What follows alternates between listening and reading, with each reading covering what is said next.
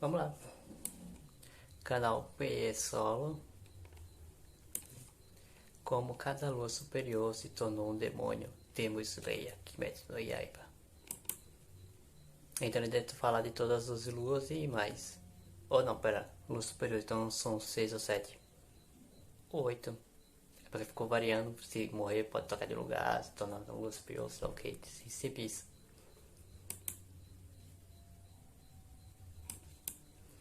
E começando. Em Kimetsu no Yaiba, os dois Kizuki são os demônios mais poderosos, como se fosse uma espécie de exército de elite do próprio Muzan. E eles se dividem em duas categorias, as luas inferiores e as luas superiores. Cada uma contendo um número, sendo 6 o menos forte e o número 1 sendo o mais poderoso. E até o momento, todos os luas superiores já tiveram suas identidades reveladas, uns com mais detalhes que os outros, e no vídeo de hoje, nós iremos conhecer como cada um deles foi transformado e se tornaram demônios tão poderosos. E é isso, mais de longe então, bora pro vídeo.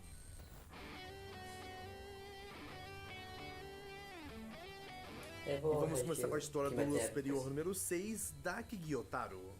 Os irmãos Daki e Gyotaro são os principais antagonistas do arco do Distrito da Luz Vermelha, que em breve será adaptado para anime. Já tá sendo. E ambos são extremamente cruéis e violentos, mas de maneira curiosa eles mantêm um amor muito grande entre si, podendo até mesmo serem comparados a uma versão maligna de Tanjiro e Nezuko. Caraca. E a Daki nasceu há mais 120 anos atrás, com o nome de Umi na área de Hashomongase, no Distrito do Entretenimento, para onde apenas prostitutas doentes, geishas e orãs que não podem mais trabalhar nos bordéis são enviadas e deixadas para morrer. E a sua mãe biológica era uma prostituta de lá, tendo dado à luz seu irmão mais velho, Gyotaro, alguns anos antes. E a mãe deles frequentemente batia em Gyotaro e possivelmente tentou abortá-lo também. E o Gyotaro percebeu que mesmo sendo uma criança, a Umi tinha um rosto incrivelmente bonito, e quando sorria poderia ganhar algumas coisas com isso. E isso lhe deu esperança de que os dois pudessem sair da pobreza e levar uma vida melhor, sendo escolhidos e eventualmente recrutados para trabalhar em um dos bordéis mais prestigiosos do distrito. E assim como ele esperava, a Umi aos 13 anos de idade finalmente foi escolhida para trabalhar em um dos bordéis de alta classe do Distrito da Luz Vermelha. E ela começou a receber educação e alimentos adequados, e a se alimentar com os melhores alimentos que ela podia em seu treino para se tornar uma Oiran. E mesmo antes de seu treino ser concluído, a Umi já viu começar a fazer fortuna, atraindo muitos pretendentes e clientes para seu bordel devido à sua beleza. E ao mesmo tempo seu irmão mais velho começou a trabalhar como uma espécie de cafetão para ela e recebia dinheiro de dívidas com o bordel. E tudo isso acabou com Naomi arrancou o olho de um samurai que era um cliente dela quando ele insultou seu irmão quando ela estava fora cobrando dívidas. E como punição ela foi amarrada, queimada viva e deixada para morrer em uma vala. E ela foi então descoberta pelo Gyutaro, que começou a entrar em pânico ao ver o estado de quase morte da sua irmã. E eles foram então descobertos pelo mesmo samurai que ela cegou, acompanhado pela gerente da casa que ela trabalhava. E ambos tentaram matar os irmãos, mas Gyutaro acabou os matando. Então ele pegou o corpo carbonizado da sua irmã e o carregou pela cidade em busca de ajuda, mas ninguém os ajudou. E quando Gyutaro desmaiava de exaustão e fadiga por causa de seus ferimentos graves, eles encontraram um Lua Superior, nesse caso Doma, que estava na categoria 6 Superior na época. E com pena deles, ele se ofereceu para ajudar a dupla os transformando em demônios, alegando que era porque ele era um cara legal. E ele então os desafiou para se tornarem fortes o suficiente para serem escolhidos pelo Muzan a se juntar aos 12 Kizuki ao lado dele. E muitos anos depois de se tornarem demônios, a Umi agora era conhecida como Daki, que já havia ganhado a reputação pela sua crueldade. E as atividades dela e de seu irmão eventualmente chamaram a atenção de Muzan, que reconheceu sua força e poder, e oficialmente permitiu que ele se juntasse aos 12 Kizuki e ambos receberam o posto de Lua Superior número 6. Em algum momento de suas longas vidas, Gyotaro matou e comeu com sucesso pelo menos 13 Hashiras, enquanto sua irmã matou e comeu pelo menos 7. Caralho.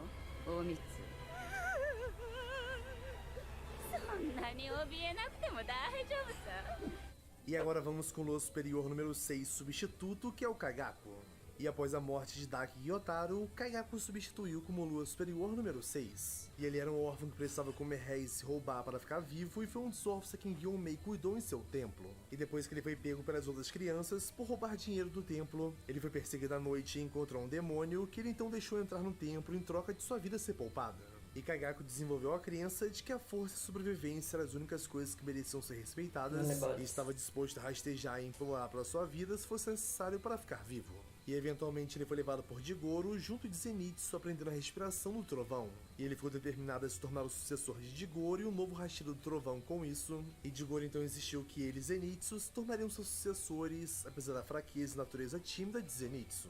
E ele era originalmente um membro da tropa de caçadores de demônios e companheiro de treino de Zenitsu, mas daí ele trai a ele e seu mestre a se deixar converter pelo Kukushibo. E graças à sua inveja ele acabou indo para o caminho do mal após seu mestre lhe dizer que Zenitsu seria seu sucessor por direito, o que ajudou a aflorar sua personalidade maligna com isso. E agora temos o Lua Superior número 5 e temos o Gyoko. O Gyoko é um dos antagonistas do arco da Vila de Forjadores de Espadas, e de todos os Luas superiores ele é o mais bizarro de todos, tendo bocas no lugar dos olhos, um corpo que se estende com uma cauda e vários braços pequenos de crianças cobertos por escamas. E o Gyoko, na época Managi, vivia nos arredores da vila de pescadores, perto da costa, e ele era ignorado pela sua vila por pegar carcaças de peixe e ficar fazendo algumas coisas estranhas com elas. E ele perdeu seus pais muito jovem quando eles saíram para pescar e nunca mais voltaram, com seus corpos afogados sendo encontrados gravemente danificados pouco depois. E então os moradores mantiveram distância pensando que ele tinha enlouquecido.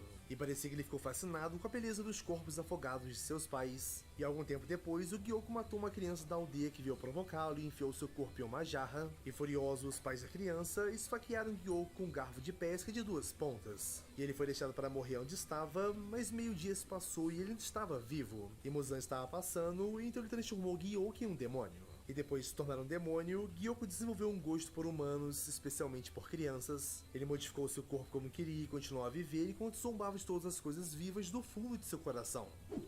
E agora temos o Lua Superior número 4, o Hantengo. E o Hantengo também participa do arco de Forjadores de Espadas junto com Gyoko sendo o superior dele. E também a principal ameaça a ser combatida no arco. E ele é conhecido principalmente pela sua frieza e covardia, já que quando era um humano, usava sua idade avançada para se fingir de inocente e matar pessoas para não ser responsabilizado pelos seus crimes. E um dia ele foi preso e seria condenado à morte por decapitação, porém o Muzan o encontrou e se ofereceu para ajudá-lo, alegando que sentia pena de sua situação.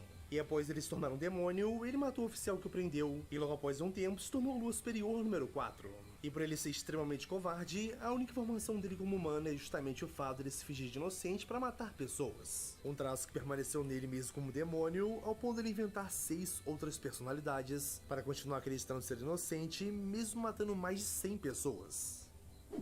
Mais um, e agora temos o Lua Superior número 4, substituto, Anakimi.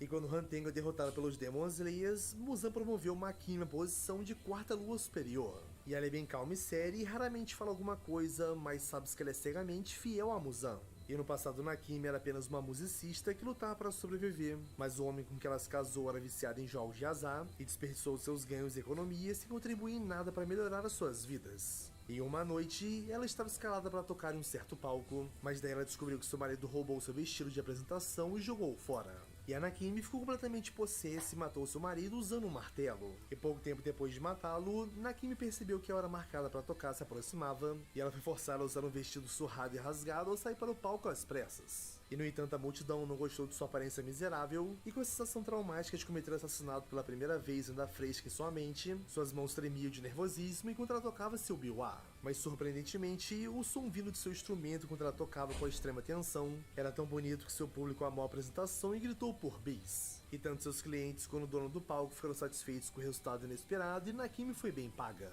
E desde então Nakimi desenvolveu o hábito perturbador de matar pessoas antes dela se apresentar para grandes públicos. E assim todas as vezes que ela tocou após cometer assassinatos, a sua performance recebeu feedbacks extraordinariamente positivos de clientes e gerentes de palco. E durante um certo dia ela tinha um compromisso, então escolheu alguém para matar, mas o seu alvo era ninguém mais ninguém menos que o Muzan, ou seja, daquela famosa pegada, né? E ele ficou impressionado com as habilidades de busca de Nakimi, e então poupou sua vida e lhe ofereceu para transformá-lo em um demônio. E Nakimi aceitou sua oferta, se tornando um demônio, subiu de hierarquia, se tornando um dos principais servos de Muzan.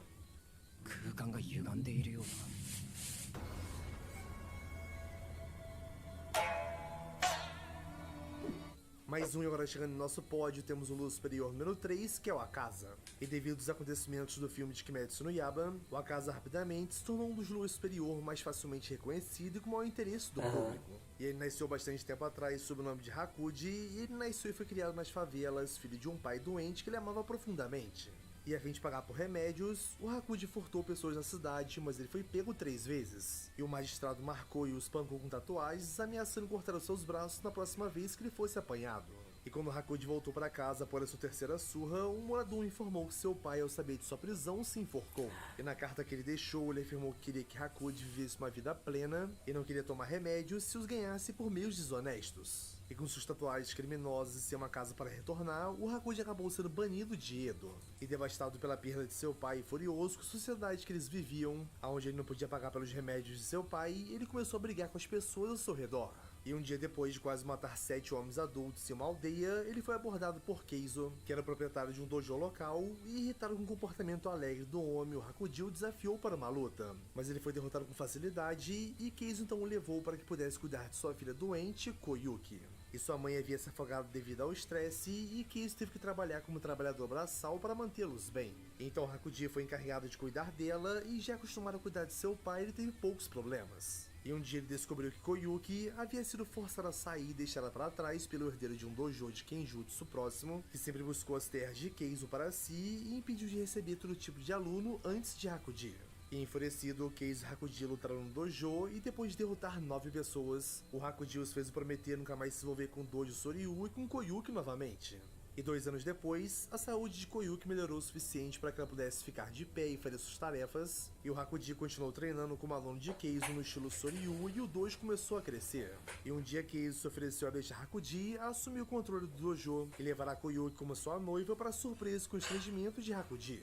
E ele concordou, prometendo proteger os dois mesmo que custasse sua própria vida. Em um festival, Koyuki contou a ele sobre seu passado, perguntando se ele realmente concordava com a proposta, e ele reafirmou seus votos a ela, prometendo protegê-la pelo resto de sua vida. E o herdeiro do dojo rival ouviu sobre o casamento de Hakuji com Koyuki, então ele reuniu alguns discípulos enfurecidos e lutou contra Hakuji, mas eles perderam. E tragicamente, essa vitória durou pouco. Hakuji foi visitar o túmulo de seu pai para informá-lo de seu casamento, mas logo percebeu que algo estava errado à sua volta, e um estudante do dojo informou a ele que o dojo rival havia envenenado o poço onde Koyuki e Keizo beberam água. E os dois morreram pouco depois de beberem daquela água enquanto Hakuji estava fora. E enfurecido, ele matou todos os 67 membros do dojo rival com as próprias mãos e os destruindo a um ponto de seus cadáveres não serem nem reconhecíveis mais. E esse incidente chamou a atenção de Muzan, e embora tenha ficado desapontado ao descobrir que tinha sido um humano ao invés de um demônio que havia cometido um ato tão terrível, ele decidiu fazer de Hakuji um de seus 12 Kizuki. E o Hakuji, sem mais nada para proteger e tendo perdido sua vontade de viver também, aceita e se torna um demônio à casa. E depois de se transformar, ele perdeu suas memórias da época que era um humano e tinha o único desejo de se tornar mais forte, apesar de não saber o motivo pelo qual ele queria se tornar mais forte. E apesar disso, como dito por Doma, ele se recusou a comer ou machucar mulheres. E devido à sua força, lealdade e vontade de se tornar mais forte, ele se tornou um dos favoritos de Muzan. E ele era daquele jeito, mas se não fosse. Foda pra caralho. E agora vamos com o Lua Superior número 2 e Odeio temos você. o Doma. E o Doma é um real psicopata, Aham. extremamente sádico e sem nenhum sentimento, É. ao ponto de não ligar nem mesmo para a morte de seus pais, além de ser o líder de uma seita que usa seu carisma e desse fator para devorar humanos. E por causa de Muito seus olhos satânico. cor de arco-íris e seu cabelo branco, o Doma foi visto como um ser sobrenatural desde seu nascimento e foi preparado para ser o líder religioso de um culto no paraíso eterno, uma posição que ele manteve até atualmente. E quando ele era criança, sua mãe teve um colapso mental e esfaqueou seu pai até a morte, por ele ter vários casos com outras discípulas do culto. E ela se matou imediatamente após, se envenenando. No entanto, apesar disso ter acontecido bem na sua frente, o Dom apenas se sentiu incomodado com a bagunça gerada e ficou enjoado com o cheiro de sangue. E ele simplesmente queria arejar o quarto antes que o fedor ficasse permanentemente guardado na mobília. E aos 20 anos de idade ele conheceu Muzan, que o transformou em um demônio. E agora finalmente o Lua Superior número 1 e temos Gokushibo. E finalmente o Lua Superior número 1, o demônio mais forte de todos, atrás somente do Muzan, o Eu não demônio sei se eu odeio ou se eu E senti bem esse Gokushibo cara. nasceu no período de Sengoku sob o nome de Mishikatsu Tsukikuni. E quando ele e seu irmão Yorichi nasceram, os gêmeos foram considerados um mau presságio. E quando seu pai viu que Yorichi tinha uma marca estranha de nascença em sua testa, ele declarou que mataria Yorichi. No entanto, sua mãe ficou indignada e fez um acordo onde, em vez de ser morto, Yorichi seria enviado ao templo e se tornaria um sacerdote ao completar 10 anos. E por isso Yorichi e Mishikatsu cresceram de forma muito diferente, com Yorichi sendo confinado em uma sala de 3 tatames, separados do resto da casa e mantido longe de seu irmão. E o Mishikatsu, que sempre via seu irmão escondido, teve pena de Yorichi, que era considerado surdo até os 7 anos de idade, e sempre se agarrava ao lado de sua mãe sempre que Mishikatsu o via. E em algum momento, ele deu a Yorichi uma flauta que ele mesmo fez como um presente. E por volta dos 7 anos de idade, ele praticava golpes de espada enquanto seu irmão assistia. E foi então que Yorichi falou pela primeira vez, chocando Michikatsu. No entanto, a declaração de Yorichi de seu objetivo de se tornar um samurai como seu irmão foi rejeitada, pois ele seria enviado ao templo quando fizesse 10 anos. E mesmo assim, Yorichi continuou a assistir o treino de Michikatsu e um dia um dos homens de seu pai se ofereceu para lhe dar algumas instruções. E apesar de ele ter mostrado a Yorichi somente uma postura básica, o menino foi capaz de acertar no homem 4 golpes. E esse incidente deixou o Michikatsu perplexo, já que ele mesmo nunca havia acertado um golpe no seu tutor. E assim ele implorou para que seu irmão lhe ensinasse seu segredo. E para a decepção de Michikatsu, Yorichi apenas falou que não gostava de lutar e não queria mais se tornar um samurai. Enquanto Michikatsu estudava a espada, ele sentiu inveja de seu irmão e sentiu que ele estava desperdiçando seu talento físico natural. E ele também temia que agora que seu pai possivelmente sabia sobre o imenso potencial de Yorichi, seus chapéus fossem trocados e ele seria enviado no templo no lugar de Yorichi, sendo que o próprio Yorichi também reconheceu isso. E certa noite, a mãe dos garotos acabou falecendo devido a uma doença, e o Yorichi foi ao quarto de Michikatsu às 3 da manhã para contar a notícia para seu irmão, e também para se despedir dele, pois ele planejava partir para o templo antes que seu pai pudesse fazer dele o novo sucessor. E o Yorichi expressou gratidão a seu irmão por lhe dar amor e segurou com carinho a flauta que Michikatsu havia lhe dado antes. Mas o Michikatsu, no entanto, estava irritado, imaginando como Yorichi poderia valorizar aquela flauta se não conseguia nem mesmo tocá-la. E assim ele assistiu seu irmão partir sem dizer nada. E o seu ciúme só aumentou quando ele leu o diário de sua mãe após a sua morte, que revelou que Yorichi sabia de tudo sobre a doença dela, e a partir de então Michikatsu pegou uma certa mágoa de Yorichi e percebeu que ele não era apenas dotado fisicamente, mas também era um real gênio. E pelos próximos anos, Michikatsu quis que seu irmão morresse sem ouvir nada dele por anos, e ele acreditou que isso tinha acontecido. E 10 anos depois, Michikatsu se tornou um samurai, se casou com uma mulher e teve 2 filhos. Mas em uma noite, um demônio atacou seu acampamento e o deixou como o único vivo. Mas esse demônio foi rapidamente morto por Yorichi, que veio em seu resgate e se desculpou por não ter sido capaz de salvar os seus parceiros. E vendo a pessoa que ele tanto odiava e completamente manipulado pelos ciúmes, o Michikatsu abandonou sua família e se tornou um Demon Slayer para treinar com Yorichi. E ele viu seu irmão tentando ensinar a outros Demon Slayers sua própria técnica de respiração do sol, mas sem sucesso. E independente disso, essas técnicas foram modificadas para se adequar às suas próprias forças, criando assim as primeiras técnicas de respiração. E durante esse tempo, ele treinou ao lado de um usuário da respiração do vento e aperfeiçoou suas habilidades com a espada junto com eles. E eventualmente, o Michikatsu despertou a marca do matador de demônios e desenvolveu o estilo de respiração derivado da respiração do sol, conhecido como respiração da lua. E apesar disso, ele ainda estava frustrado por essa técnica, ainda não era tão poderosa quanto a respiração do sol de Yorichi. E frustrado por não poder superar o seu irmão, além de temer a morte predestinada àqueles que despertam a marca do caçador de demônios, o Michikatsu foi convencido e manipulado por Muzan e se tornou um demônio, assumindo o nome de Kokushibo. E como ele também era um usuário de respiração, ele levou 3 dias para se transformar totalmente em um demônio. E eventualmente, ele se tornou um nível superior, um dos 12 Kizuki, permanecendo nesse nível por centenas de anos, enquanto seu nome original se perdeu na história. Bom, galera, chegamos ao final de mais um vídeo, espero que tenham gostado. Não se esqueça de se inscrever no canal, de deixar o seu like, isso ajuda demais no feed e divulgação do canal. Os últimos vídeos vão estar aí na tela, confere todos porque estão bem legais, beleza? Por último, eu ficaria bem feliz se cada um de vocês que gostou do vídeo pudesse compartilhar com seus amigos para juntos aumentarmos a nossa gangue de players. Do mais é isso, tamo junto, galera, muito obrigado por ficar até o final, até uma próxima, valeu! Valeu.